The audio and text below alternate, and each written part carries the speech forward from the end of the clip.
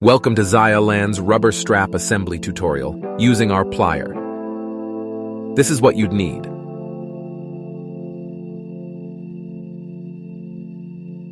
Open your plier box and take it.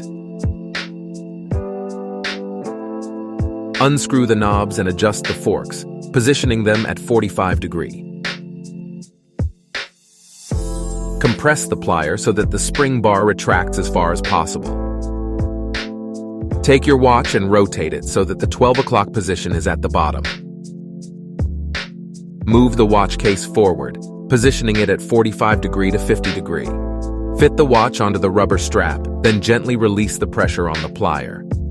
Repeat the operation with the 6 o'clock rubber strap part.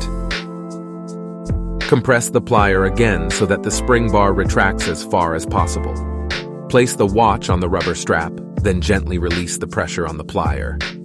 Assembly is now complete, and you can enjoy the unparalleled comfort of your ZEALANDE rubber strap.